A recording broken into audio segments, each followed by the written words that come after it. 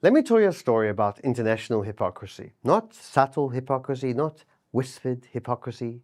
I'm talking about hypocrisy so blatant, so shameless, so immoral, that it exposes the entire pro-Palestinian movement for what it really is. On November 13, South Africa, the same South Africa whose government dragged Israel to the International Court of Justice on accusations of genocide, had the perfect opportunity to prove its moral integrity to the world. A charter flight with about 150 Gazans who had escaped the war arrived at Johannesburg's international airport. Now, South Africa could have shown compassion. They could have demonstrated the deep humanitarian concern they preach about in every international forum. But instead, those Palestinians were held on the tarmac for 12 hours. 12 hours of confusion, of panic, of bureaucratic chaos, with children crying and adults desperate. Zero leadership. This was South Africa's moment to step up and show integrity, but they failed spectacularly. Because it turns out it's far easier to chant slogans at the UN than to actually care for living, breathing Palestinians. But honestly, should anyone be surprised? Let's go back to October 7, 2023. Israel was reeling, literally counting bodies, entire families wiped out, babies murdered, women assaulted. And as that horror was still unfolding, what happened? In major cities around the world, instead of solidarity with the victims, we saw celebrations, rallies glorifying the murderers, people insisting the massacre was simply resistance. The UN's Antonio Guterres chimed in with his infamous line that the attack did not happen in a vacuum. And with that one sentence, what little global sympathy existed began to evaporate rapidly. The narrative flipped. Suddenly, the story wasn't about Israelis who were butchered. It was about the Palestinians whom Israel was now accused of targeting. But here's the truth, and it's uncomfortable for many. The international community never cared about Palestinian suffering. If they did, where were the marches in 1991 when Kuwait expelled tens of thousands of Palestinians after their leader, Yasser Arafat, backed Saddam Hussein?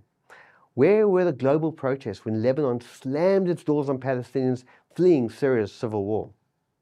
Where were the human rights campaigns demanding Arab states grant Palestinians citizenship and equal rights instead of leaving them stateless for generations? And above all, where was the global moral outrage demanding that Egypt open its border with Gaza to allow civilians to flee the war? Something that happens in every other conflict on earth. It didn't exist because it was never about Palestinians. It was always about Israel. And now South Africa, the self-appointed defender of the Palestinians, has exposed this hypocrisy with stunning clarity. Palestinians show up on their doorstep, supposedly fleeing genocide. And what does South Africa do? Refuses them entry, detains them on the tarmac, blames Israel, blames NGOs, blames anything except their own failure.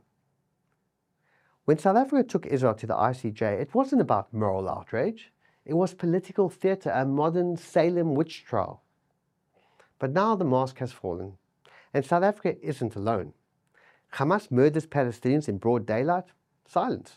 Queen Rania of Jordan lectures the world about ignoring Palestinian suffering, while her country refuses to take in Palestinian refugees.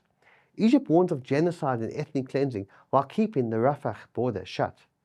Qatar condemns Israel while housing the Hamas leadership in 5-star luxury hotels. These aren't moral actors, they're political opportunists. Finally, and only under pressure, South Africa let most of those stranded Palestinians in. But their foreign minister still insisted, we don't want any more flights. Think about that. A government accusing Israel of genocide refused to accept Palestinians fleeing that alleged genocide. So here's the bottom line. If you refuse safe passage to the very people you claim are escaping genocide, then either you believe it's better they die, or more likely you never believed the genocide lie in the first place. It was simply a convenient tool to demonize the Jewish state. And now the mask has slipped and the world can finally see the truth. But the question is, will they accept the truth or cling desperately to the lies they've been fed for more than 2 years?